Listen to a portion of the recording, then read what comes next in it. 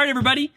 I'd like to welcome a very special guest, Mr. Michael Estey, who runs a lot of successful brands on Amazon, as well as is a partner in a very large and hugely successful private label skincare company, manufacturer, okay, which we'll get into. But welcome to the show, Michael. Well, thank you.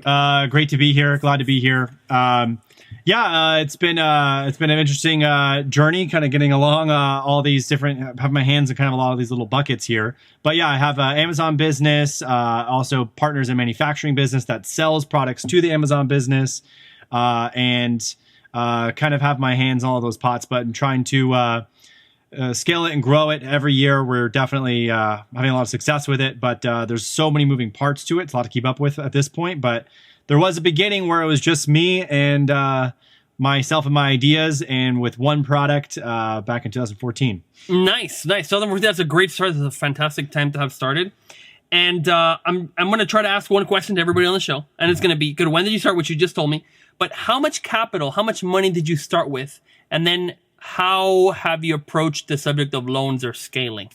All right. So initially, when I started, I did not have really much capital at all. I think I actually started the whole business with a couple of grand. Grand, see? Okay, and on a credit card, nonetheless. Nice, yeah. Okay. So I think what I believe I did is in the beginning, I actually had to come up with cash. I couldn't use the credit card, so I had to take the cash out of the credit card with a 3% fee to start off with. Like a cash advance? Like a cash advance, right? Yeah. So I did that with for the initial investment. I think I sent a couple hundred, 400 products initially. Units, right? Units, yeah. Not products, individual units to Amazon FBA warehouse when I first started. So I had a couple hundred, and I remember when I first started, it was I listed the product. I have no idea what I was doing, and it started selling one a week. Okay. Yeah. So it was about one a week. Oh wow. Okay, and what was your strategy, and like why did you get into this? You know, you got into what creams or something like that? So the initial category it's a little background story.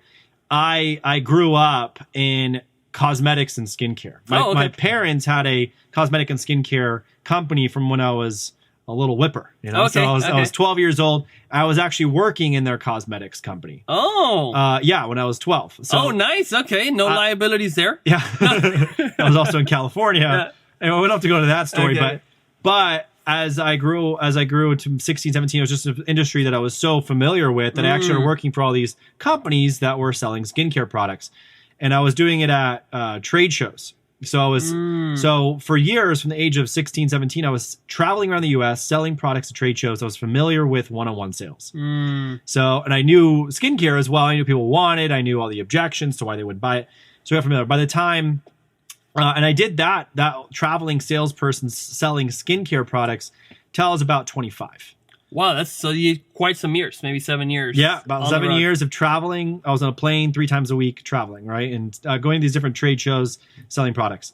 Eventually, the way I really started before I even got into Amazon, I did start my own company with starting my own trade shows, right? So you mean you're taking your brand to trade shows, or you made your own trade show? So what I did was, I developed a brand. I had a name for it. Yeah. I submitted a trademark, and then I got the labels designed, and I started taking these, and I took these 6 products to a trade show to try to sell it, and I lost money. Okay. Yeah. So, and then I did another trade show, and I lost money. So that's at that point, and now I was still back in the traveling game, but with my own company that was losing money every month, right? So now I was in debt, and that's the real life of an entrepreneur. Yeah. I was at the beginning. I thought, hey, the company that I'm selling all these products for is making all this money. I'm just working on commission, right? So I was like, cool, I'll be the guy making all the money now. Yeah. Little did I know, So so why were you losing money? Were your products less successful than the other one? Like the other one had like a kind of brand name to it, or why would you lose money if it's private label, but you were doing the same thing? Because I was buying quantities of inventory, private label. And I would go to a trade show, and I couldn't sell or move all that inventory. I didn't have enough sales staff. I didn't have my sales staff weren't educated enough to move that much product in a single day or a weekend. So I'd literally come home from a trade show. So at first I'd invest in the little trade show or craft show or home and garden show, right? Where all these people showed up, and I pay $1,500 to be in there, plus the setup fees, plus, right? So I'm already $2,000 into this thing. And then I now have, whatever X amount of dollars invested in inventory as well on top of that. And I couldn't move all the inventory. And then now I need to book the next trade show. Because it's expiration, I'm guessing, or what? Like the inventory? product would expire. No, the product wasn't going to expire. Okay. I had 2 to 3 years on the expiration of the product. It wasn't that. It was just that I didn't clear enough money to pay myself, pay my staff, and book the next trade show to keep going, right? So it was, I only really did that for about 2 weeks, and I was like, this is not going to go anywhere, right? So, then at that point, that's when I discovered some Amazon training. So I discovered people were basically crushing it on Amazon and killing it. Now, I actually didn't buy the course. I literally figured out. Machine. Yeah, I didn't buy any course. I didn't buy any course, right? No course. I literally just started listing products on Amazon myself to see if I could do it myself, right? And without paying exorbitant amount of money for some course. So, and I did, and I got to selling a product a week. A week, exactly. That was a raging success. Raging success. So I was making $20 a week from my own business now.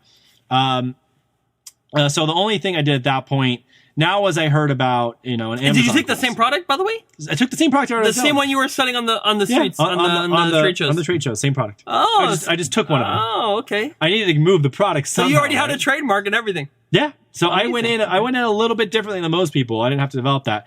And these weren't products that I really researched or anything. These were just generic cream, like a face and body cream, that I was trying to sling at a trade show, So it's just I listed that, it wasn't selling. So what I did next was I did buy a course. So I ended up buying this amazing selling machine course. Right. And that taught me enough to learn that I should actually niche my product. So I took that same face and body cream that I was selling and I relabeled it. And you don't have to go into what. Yeah, I'm not going to go into the label.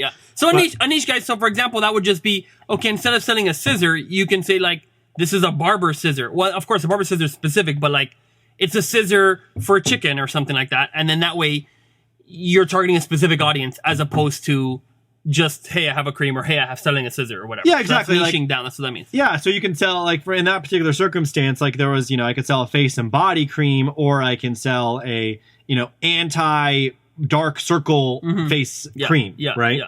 And essentially it could be the same cream because, of course, a body cream could go for the eyes. But, of course, there's also different formulations for the eyes that you could do. Yeah, to specify, as well. In this particular case, it was really a face cream, and it did have, from what I know in the market that I already was selling it in, it did work amazing for around the eyes, right? Okay. So, like, that wasn't the niche I chose, but that's a good example of I can relabel the product, and I can hit on a hole somewhere in the market that no one's really hitting. Back then, there was so many holes. Correct. In Amazon that literally, like, you search for a product that you desired, that you wanted, and there was nobody selling it. So there was opportunity, and there's still that opportunity. It's just now you got to be a little smarter, a little more clever. Yeah. Back in the day, again, like people, you could launch a lot of things that didn't have a niche, like you're saying. So it's a more open market, but still, I mean, there's people crushing it from zero today as well. It's just maybe. Well, the difference is back then the audience of Amazon was about a 20th the size of today. Oh, is that right? Oh. Yeah. So in the early 2010, 2014, Amazon has, as we've all known, 10x, right? So like, or even higher, right? So then the audience has grown substantially of Amazon. Every year they're growing, right? So that's one thing too. The advantage of today is that there is so many people shopping every hour on Amazon. Back then there wasn't that many people. So even if you had an amazing niche, doesn't mean a lot of people were looking for it. Right, so the audience, so the visits to your page wasn't as much. So that's the opportunity now, where there's plenty. There's actually an abundance. There's too many shoppers on Amazon. Yeah, and there was a stat which I like to talk about a lot, which is like the number of active sellers from last year to this year did not actually change in percentage by very much, but actually Amazon basically doubled their sales. So it went from like 300 gross marketplace sales, 300 billion, to like 500 billion.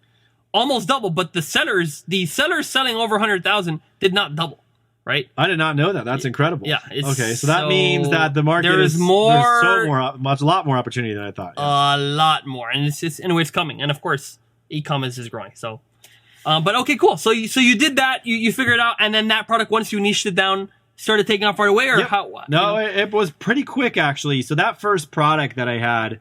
After I finally niched it, and now I'm by this point, by the way, I have no money, and I think I have I think it was about 40,000 in debt, with no viable, sustainable source of income. Yeah, so fun. Yeah, times. so it was my hair was falling out, but what I did was, so I niched it, and then after I was literally, I think, I was so dedicated to making this work that I was in Amazon and doing whatever marketing I knew how to do at that time. Up to 18 hours or 20 hours a day. Yep. With I was doing it sometimes till 4 in the morning. What could you do? You had one product at that time? Yeah, I had one product.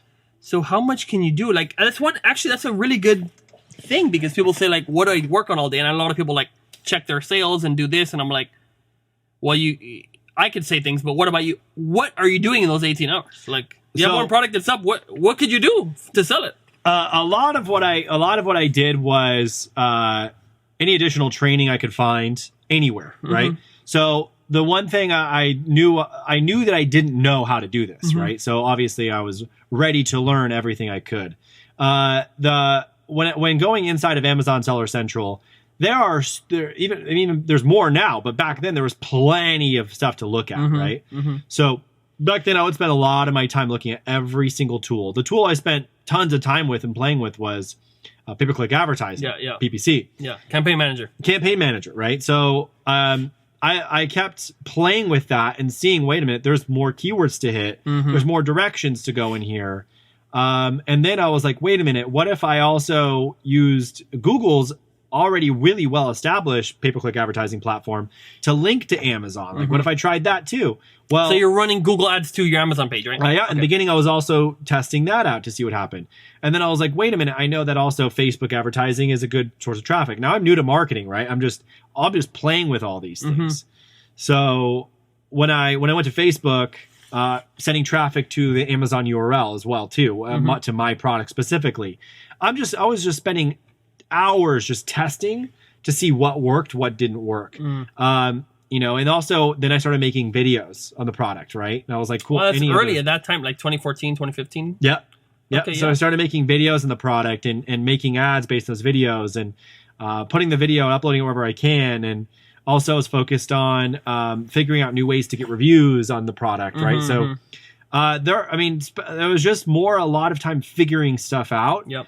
And the more time I had in each single tool or each single thing, the more confidence I gained with it. So I would typically want to, if I was in Google, I'd spend a whole week in Google because I didn't know, and I couldn't afford to hire a Google expert to do all this, right? I had to do it myself in the beginning. Yep.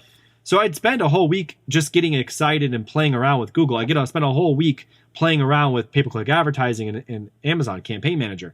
I spent a whole week on YouTube sometimes just to play with it. Did you get success on YouTube? Like some video No. Okay. No. Yeah. And I didn't get success on Google either. But I did actually. For the Google have Ads, you're saying Google Ads didn't in the beginning, no, I was doing Okay. it wrong, Okay. right? But eventually, I did, right? Eventually, but at that time, I actually was familiar enough with the platform to, by the time I wanted to go back around to Google, I was like, hey, I've spent a whole 2 weeks in this platform now. I kind of know what you should do and what you shouldn't do, right? So, getting familiar with all the aspects and really just figuring it out, each step of it was, a lot of that 18 hours.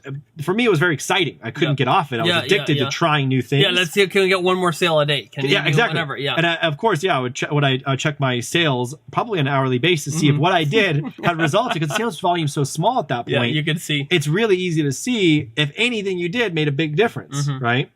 So doing that, and after you kind of now learn it, I learned enough, and I got that one product, I believe, to about $10,000 a month. Okay. Within that first month. Oh wow, that's very fast.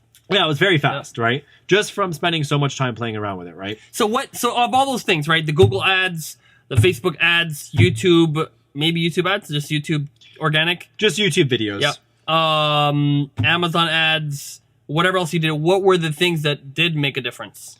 Right? I mean, naturally, now looking back, I know what the biggest thing that made a difference is Campaign Manager. Yeah. Amazon. Naturally, Amazon's advertising is what really did it. And then looking back, if I would have time travel, go back like, hey, Michael, put all your attention, everything you got into that one thing, and stop messing around with Google for a little bit, right? Yeah. And learn to scale that, and learn to grow it, and learn to really take advantage of every single keyword, and et cetera, et cetera. And there wasn't like no software really to manage it. It was all brand new. Yeah. So you had to figure out how to do it yourself, right? Now there's all this cool software, which is even a bigger opportunity now. You have to, pull your hair out every 5 minutes going to Seller Central and Campaign Manager. Yeah, that would have been the big thing. Talking about the Amazon ads and the software, right? I know that you do use Samurai Seller, right? Which is our software. Absolutely. And in fact, you're probably one I would consider you like a power user. You're like, a lot of the things in and out. And in fact, I remember I was at your office maybe 6 months ago or a year ago, and you hired a guy, some programmer, and you're doing this whole humongous system of like trying to figure out the bids and the history and all this stuff. And I was like, hey man, you can do this in Samurai. Yeah, I remember that. I do remember that. I mean, wow, like I thought that was amazing though, because exactly what you were trying to build, it seems like we did that. Yeah, like, no, it was already built. I mean, we've been using Samurai for I think that was 2 years ago now. Oh, was it? Wow. Yeah. Okay. So I mean, Time obviously, flies. yeah. So yeah, I mean, the automation that created for years for us to come. I mean, like with the bid optimizer, the bulk keyword editor, and all the little extra tools have been added. Now you can do sponsored brands and et cetera, et cetera. And you can, I mean, the simplicity also of just basic keyword ranking. Like if you were to pick a keyword to target, if you want to go find that keyword within Amazon Seller Central, it's true. Good luck. Like you are not going to find, like if you are selling a, whatever X product, you're selling a spatula, right? And you're selling a red spatula on Amazon, right? And then you were like, okay, well, I'm a red spatula. The keyword I want is red spatula. And then you're like, okay, where am I going to find that keyword within my Seller Central campaign?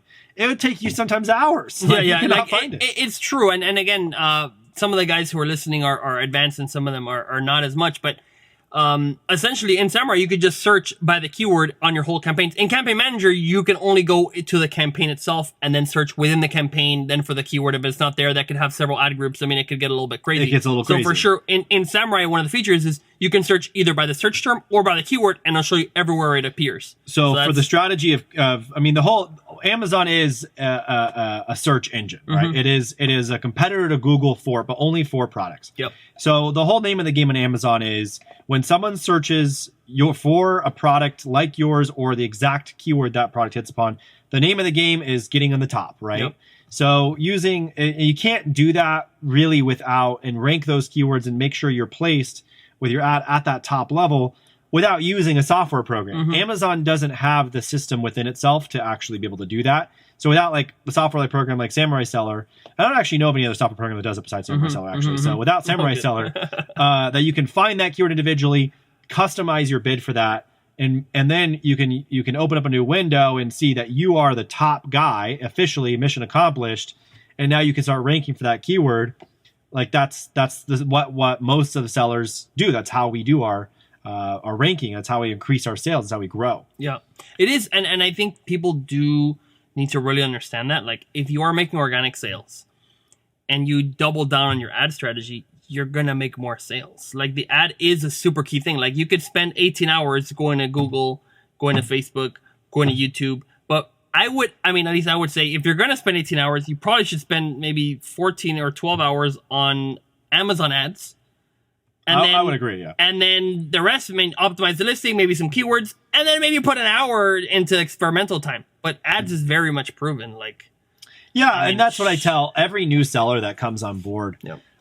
The top thing I mentioned to them is they're like, what should I do? Should I do this? Should I do that? Should I do videos? I'm like, honestly, if you put 90% of your time right now into PPC, Amazon's PPC, you'll crush it. You could literally do nothing else, and you'll have a huge company that you're very proud of. And you don't have to do Google. You don't have to do YouTube. You don't have to do any of that. You should absolutely once you get big enough and you have now turned over your PPC to a certain point to where you have other people running it, and now you can start focusing on the big picture and more avenues of revenue. But for now, honestly, I could tell you at being in the industry for what is it, 8 years now, almost 7 years, I still haven't successfully turned over PPC. I am still myself in there all the time because I get more creative ideas than a lot of staff members do. And sometimes I look at things in a different light than my people that I have working for me, right? So I still am in there all the time. And I'm currently actively working on turning it over as best I can. But it's very difficult. Yeah, I mean, but in the end, I know that if I spend 80% of my time just on PPC, the company will grow. Still, to this day, years later. I know some really, really huge sellers, and a lot of their time is literally still spent on ads themselves, the CEO. Some of the biggest sellers I know. That's true. The CEO is still in PPC, still chugging away because they haven't figured out how to turn it over yet. But yeah, that's why I say every new seller spend 90% of your time. Spend 100% of your time. Well, besides the day-to-day management, inventory, whatever you have delegated, great. But in the end, you're going to grow. Your growth is with PPC right now until it's not. Until you have it turned over completely and trustworthy. That's great. Okay, good. So then you had that product, and then what happened? Did you launch another products? How was your growth from there? And in terms of did it sustain it? I mean, I guess you were able to pay yourself at some point. Obviously, at some point, you're here. How was that expansion from the first product to more products? Okay, so yeah, I remember this very well. This was a very exciting time for me. This was Christmas. Christmas time, I think in 2014. I finally got around to launching my second product, December 15th-ish. I think about 15th. My second product had now arrived at Amazon. That's kind of good timing, almost, sort of. Kind of, right? But either way, I actually, back then, you could kind of give away products to friends and family. And that was totally legit. And that was very legit. Amazon loved it. I mean, I think that stopped at the end of 2015, maybe early 2016. Yep, that's right. But it was, at the time, it's my unbiased review. Yep. Right? And so cool. Yeah, it was totally cool. I loved it. Compliant with everything. I can get 50 reviews within 4 days, right? It was great. So I did that. I had all my friends. I literally went through all the people on my Facebook to leave a review. It was great. So I got my first reviews very quickly, and I knew now that my top focus should be PPC. So I just went and spent hours and hours in PPC. So at this time I wasn't working 18 hours a day anymore. I kind of learned I just was spending probably about 10 hours a day, mostly within the PPC and building more keywords, testing more keywords. Now at this time, my sales were, by the end of December, I had about 30,000 a month in revenue now. Nice. So I actually started taking my probably about 1,000 a week out for myself personally to at least start paying my bills. Okay, good. Before I would start defaulting, Yeah. Okay, great. That's awesome. So it was you just did one more product. One more product, and now those two products. My first product, I was lucky. It was the right niche. It was a hole in the market. There were searches for it, and no one provided the product. I was lucky. Not lucky. I was more strategic. I don't think luck was a big factor. I actually looked at the market, and there was no one selling this product, right? Wow. So it was strategic. First product did very good. I think by that time in December, it was up to 15,000 a month. The second product was a great choice as well. There was only one competitor at all of Amazon, and they were totally different direction than my product. So that took off very quickly. And by that time, so December was about 30,000 a month. And I was very proud because everyone that started at the same time as me, I was brand new in ASM, a few months old, and I went 30,000 a month in their first few months. Right? That's hot, yeah. So for all those new sellers, they were like, "How did you do that?" These guys haven't even got their first product yet. Yeah. So you took action quickly. Quickly, I did not hesitate because I was desperate for money and desperate for a new career. That's so good. Yeah. Okay, great. And then these products, you manufactured these with. How did you manufacture these? Yeah, so... the first one, again, you said you had it. I had it already. Yeah, that one you already did. Okay, good. Yeah. And then? So the second one, so now I was lucky enough, my father was already a manufacturer at that time of beauty products. He was already still in the same industry that I grew up in, right? So even though I was working for other companies, I went back to him and asked him to make me some products. And then I would, of course, be a client of his and pay him. And he was a very small time manufacturer. Yeah. I mean, we're probably talking, he probably made 1,000 products a day. Wow. Okay. Yeah. Like tops. That was a good day for him. 7,000 products a week that he would manufacture for little tiny clients. Right.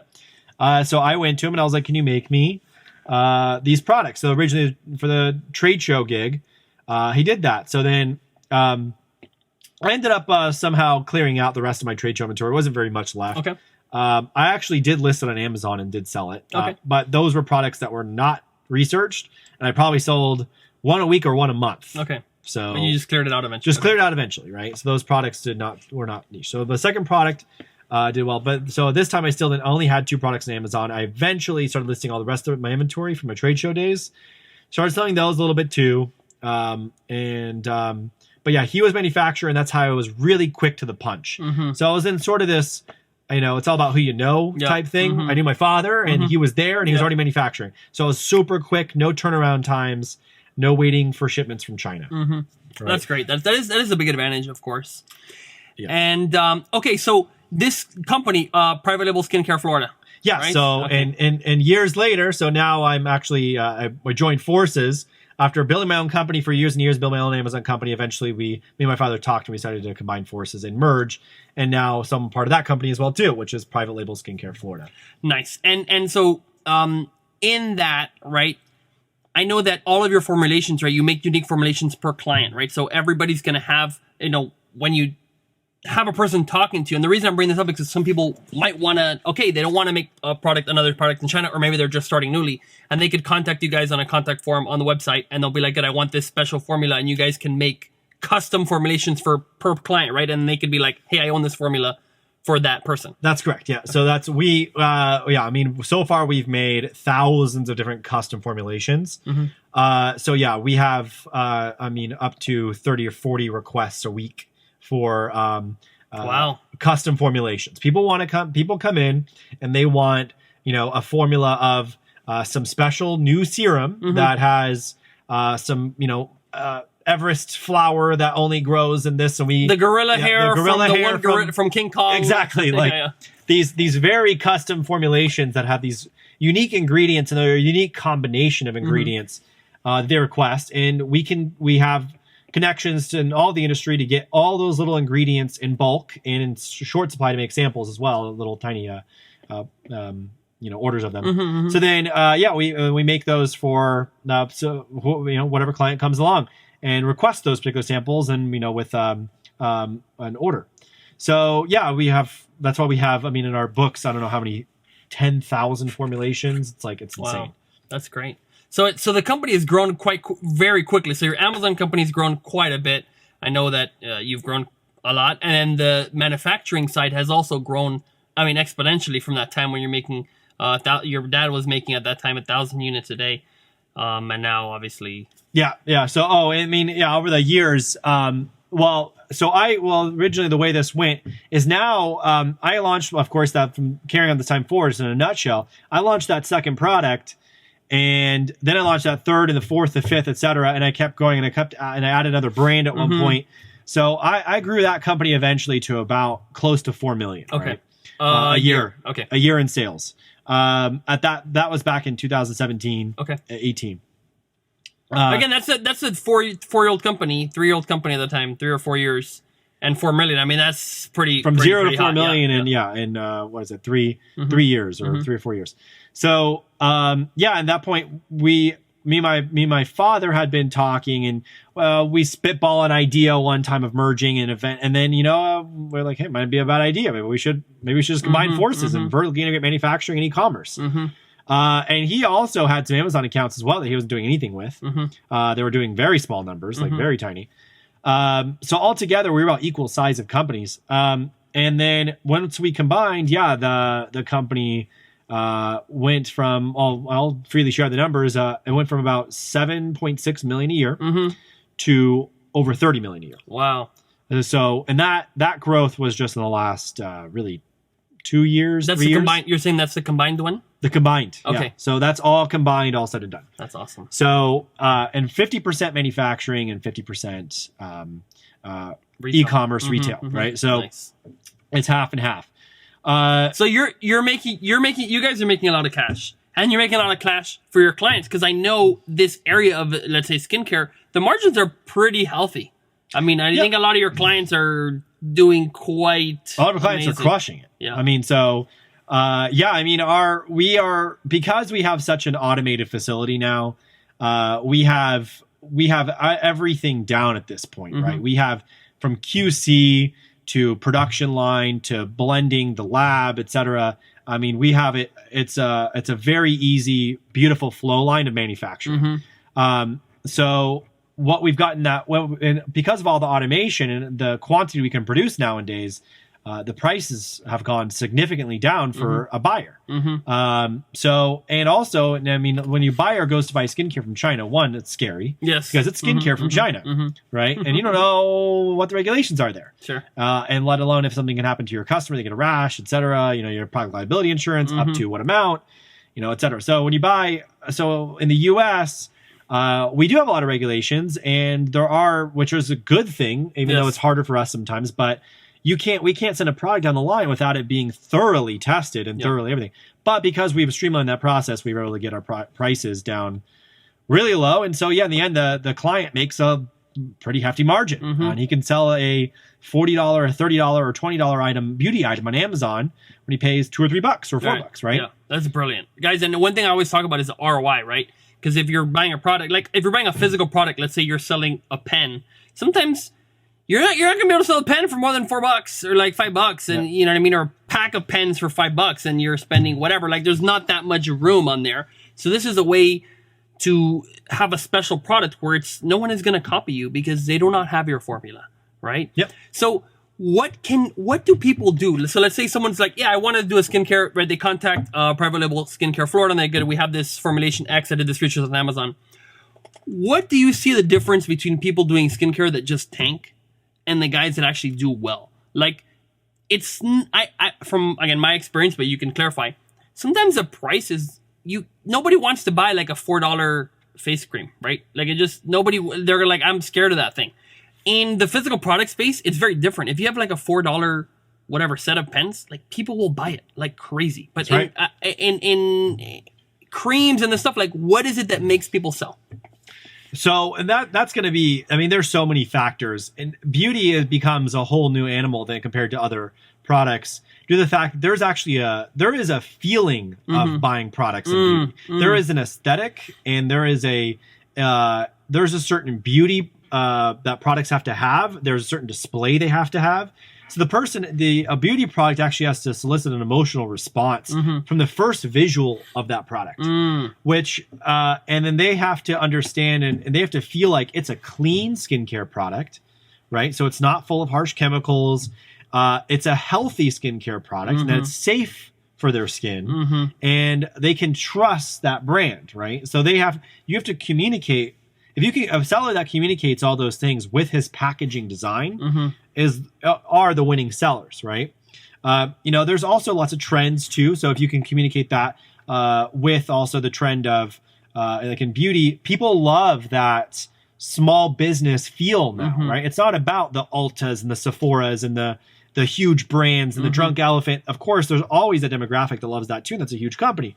But what's happening more and more nowadays is the small guy. People are supporting the mom and pop beauty, but they have to also communicate they're healthy, clean, and they really took their time to make it vegan and really good for you and really healthy, full of superfoods for your skin and blah, blah, blah, right? So if you can, and that's sort of what's happening nowadays, and that's what's trending. We have hit on a lot of that. We are a small company. We're not a huge corporation, right? Correct, yep.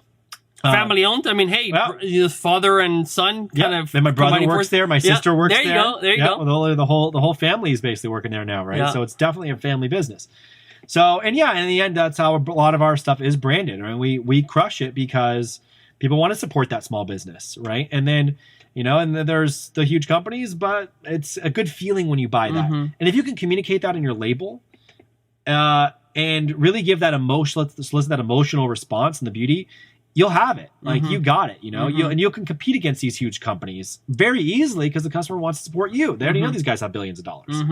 So that's, what certifications do you put on? So like vegan, the products that are vegan that you sell, the vegan, what other like certifications does the factory or, the manufacturing facility you guys have? What do you use on some products? Oh, I mean, for sure it's made in the USA. It's cruelty free, paraben free, sulfate free.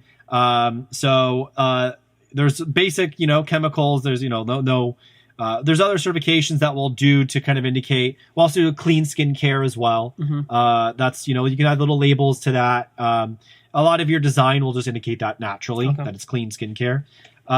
So, in our facility, like adding to the label of those little crucial elements in the beauty category, those are super important. People want to see that they have trust. We have a made in the USA. People like that as well because made in the USA. I think that's a great one.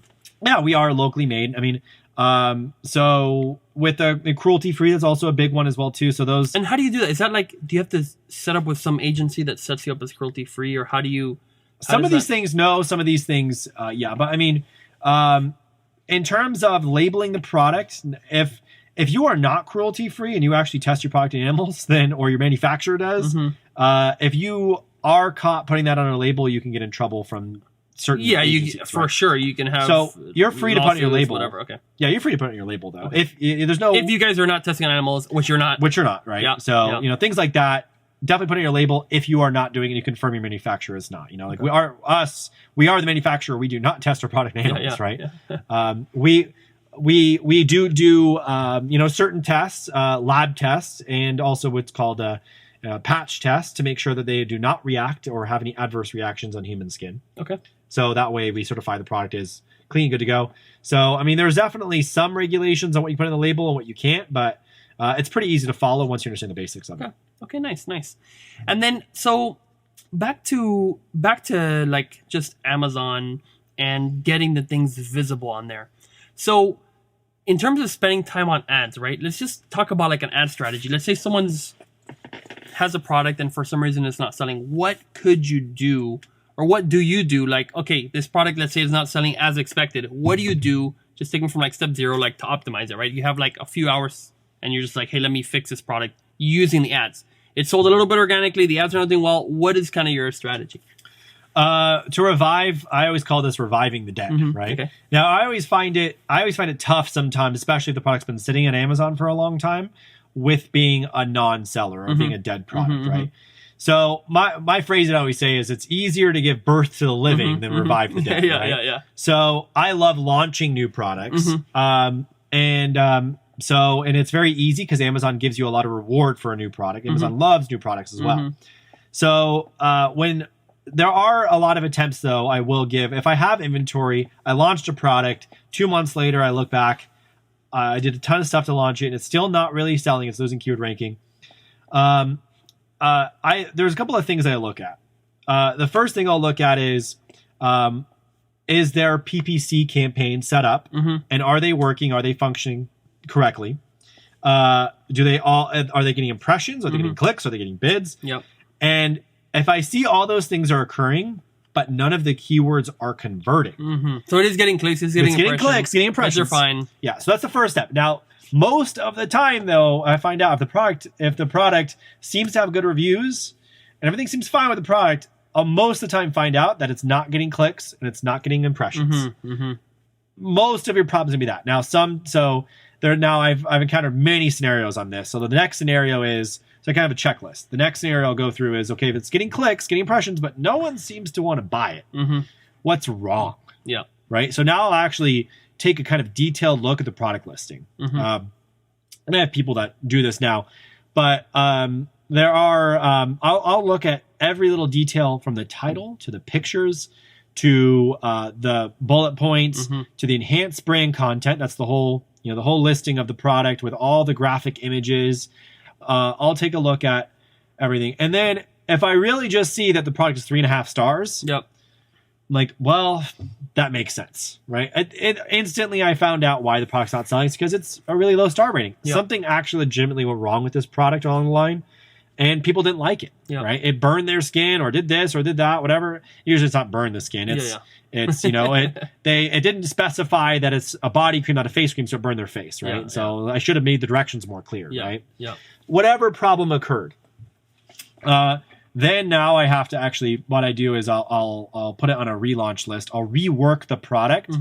I'll rework the labeling, rework the directions, and then attempt to relaunch it now with a new ASIN. Okay. So this means You new do code. a slight modification. You've changed the label. Technically speaking, on Amazon, if you change the label of a product, you're supposed to make a new ASIN. Now, again, it's even talking to Amazon, they're like, well, you can't always do that. Like, God, I just changed the label. But with the terms of service, as long as you change the product a little bit, you're actually allowed to make another ASIN.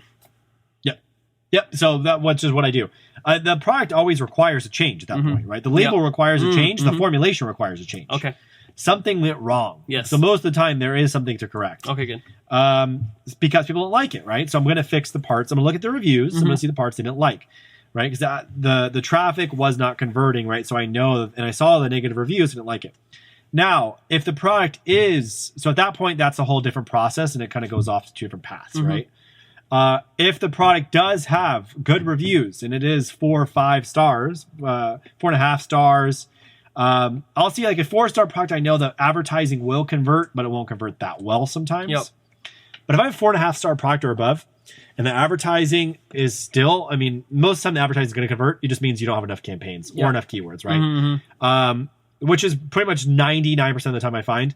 Sometimes, though, I do find the product has something kind of blatantly or obviously wrong, or it's just angled slightly wrong from the perspective that the buyer would have. Like the main image, or you mean like the positioning of the product itself? The positioning of the product. Okay. Like it's the problem it's supposed to handle, or the thing it's supposed to be good for. Yep. It's not really hitting that, right? It's hitting, it's going in a different direction. It's a rash cream, but then the pictures are all about, I don't know. Beautiful skin and makeup and girls, right?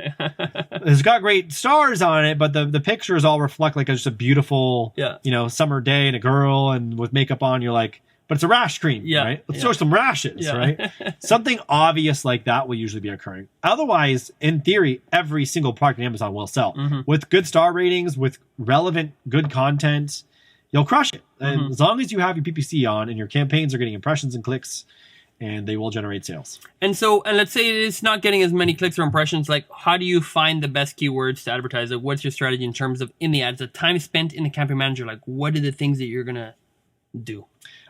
So that's going to be a lot of keyword research generally. So I'm going to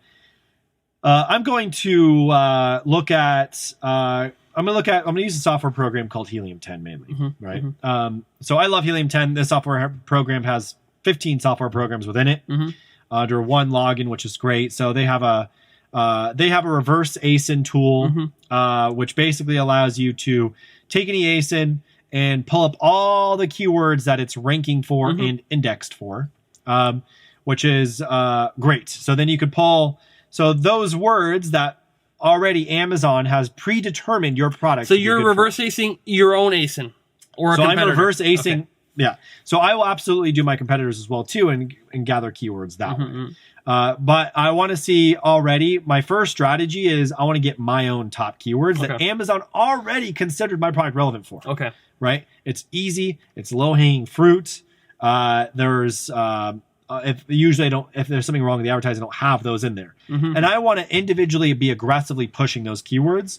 Next, I'm going to do the same thing to my competitors listing with reverse ASIN tool, right? Okay. I'm going to get my own low-hanging fruit, then I'm going to get everyone else's. So first, I'm going to go after all that low-hanging fruit. And then at that point, there's more keyword research I'll do just based on a keyword phrase, similar phrase, etc. I feel like I have a lot of staff in this. I haven't done this myself in a very long time. But yeah, there's so many options. So the ones that your Amazon already likes you for that keyword. Well, if you advertise on it, then you get more spots, and hopefully you'll also rank for that product. You'll get sales. Exactly. The thing will just roll. I mean, if you notice, like if Amazon already gave you a keyword that was good search volume, I usually only go for 1,000 searches and above. If it gave you that keyword, it already has good search volume. Amazon's like, hey, you're ranking number 15 for this product already. The product just launched, or you're just kind of sitting there. I'm like, great. So now I'll actually search for that keyword myself in mobile and incognito. And I'll look to see like, wow, Amazon considers me relevant for this keyword, but I'm ranking number 22 organically and I don't have any ads, right? Or ranking number 15 organically, but I have no ads. I'm not even showing up anyplace. I already know there's a history with me and Amazon in that keyword. So of course I'm going to take now the number 1 or number 2 spot on advertising. Because it's going to convert, and most of the time it does, right? Sometimes it doesn't, but Either way, I'm going to be aggressive with that keyword. So do you know the bid, like your starting bid? So like, are you using like the suggested bid? Are you going above the suggested bid? How are you calculating kind of your bids? Specifically for keyword ranking strategies, I'm going to the tip top. The top of the suggested. Top of the suggested. Okay. So honestly, I've adjusted bids to go $7 to make sure I get the number one spot sometimes. Yeah. Wow. Because I just have decided that keyword was my keyword, and I have objectively or subjectively decided that I'm going to get that number one keyword. And there's been a lot of times that it's been very expensive, but in the end, the bid cost has come down, and I've ranked really well. Last year, I did that with the products that I had that were COVID related, and I went up and I would put $10 bids on some words to make sure that I held that number one spot. And these are products that are how like $40, $30, like $7 not on a $7 item. Like not a sale price of $7. You're not going to bid $7. Okay, higher AOV products, right? Yeah. So typically, a lot of these products will go from $25 to $40 to $50. Okay. So I do have, even with a $25 product, you have some room to advertise. If you're selling a $7 product, you can't go that high on bids, right? I think a lot of people will say you can never go that high, like $7. Oh, some people say that. Yeah. I don't. I just want to win, right? So I'll whatever it takes. But and realistically, unless someone listens to this podcast episode, some people will not even come to their mind to even think about bidding that high. Like they're just not going to. Like it's just not even a thought process. So I'm assuming you're probably not paying $7 for a click because you're going to pay what the second person had the highest bid for. That's correct. Most of the time it's going to be $3.30 or, every once in a while there is a keyword that that'll start running. Someone else had that idea. Yeah. You got 3 people bidding $7. Amazon's going to charge you $7. Another guy had the same idea as me. It was like, this is my keyword. I'm taking it. I don't care what I have to pay. Yeah. And then I go, well, it's my keyword. And then we just start battling it out.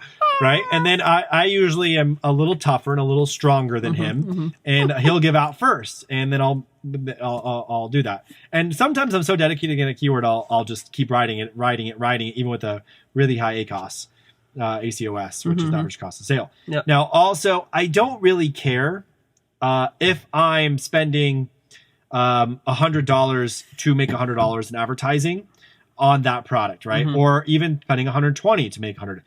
I don't really go by that metric. I go by the total cost of the advertising sale. The tacos are the tacos. Yeah, so like your spend versus your total sales on the product or on the account or whatever. I go by a trend. Yeah. Right. I'm gonna look at am I gaining keyword ranking? Is this product increasing in keyword ranking? Fine. I spent a lot of money in ads for that product yesterday, but did it go above my tolerable threshold? So I actually give myself some playroom within a product. If a product is generating $20,000 in sales a day, right? I will gladly spend $2,500, right, $3,000 on that product to keep it growing and or expanding it. In an ideal world, I like to spend 10%. Yep. Right. Like everything to be 10% tacos, but with growth, get a little aggressive sometimes. So overall, sometimes we right now we're about 15% for the entire account. Yep. In growth mode. Yeah, and for a product that's a repeat customer, that's definitely pretty good, I would say. I mean, that's because a lot of those guys will just keep buying. Yep. Now, if you have a consumable product, that's a whole other thing to consider. There's AOV and there's LTV, so the lifetime value of each customer. Now, given the fact that I looked at my metrics recently, it's not amazing how many repeat customers we buy, but it increases every year.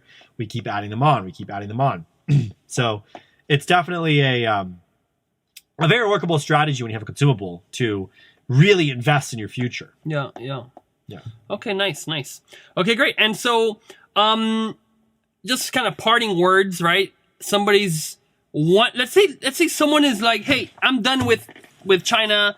I don't want to sell any more China products. I want to make stuff here in the US. Like, what do you think is a good reason for someone to make, let's say, a product here in the US, or make a cream, or make something proprietary, work with Private Label Skincare Florida, kind of approach something in that fashion? What have you seen the benefits? What have you seen, like, why would someone do that?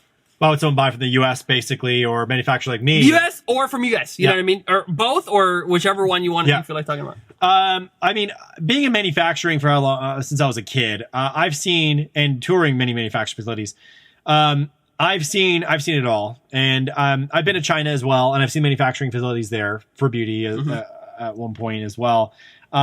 So I've seen it all, and I've seen the processes. Are we better than everybody else? Yeah, we are. After seeing it all, and one thing that you don't know about the cosmetic industry is how many products in the beauty and skincare, how many products test live or test hot for bacteria. Many manufacturers will go, if you go and walk into manufacturing, you have to look at their SOPs for, their cleaning process, when they use the tubes and how they clean out the tubes and they're done. There's all these little things that a lot of people haven't scaled for. It's not that it's their fault. They haven't learned to do it yet. There's not really a lot of force down on that, right? So a lot of customers are actually what's one of the first questions is, are your products, are they tested or right? And so we provide all the results for them, right? So it's a big difference in us. I'm not saying every manufacturer has that. There's a lot of big manufacturers that actually do a very good job with microbes, it's called, right? So that's one thing that we have basically like an entire division of our company dedicated toward is we have statistics monitoring that. We have 0 rate of that ever occurring. If it ever does occur, it's an instant quarantine, right? So most manufacturers don't go to that extent. That's what I'm saying. So, but in terms of us too, our lead times are way faster. Our products probably are in the end the same price as China, except you don't pay for shipping, right? And then you're getting a much higher quality product that's from the US, et cetera. So, I don't really I'm not actually in the manufacturing part of the company. Yeah. So I could say that from being a buyer of the manufacturer, which I really do, I provide, all of my products are from that same manufacturer, which is us. Yeah. They are very high quality products. They are 5-star products. I get so many good reviews. Occasionally, I have a bad idea, and it's more that my idea was a bad idea, so the product gets low reviews. Yeah.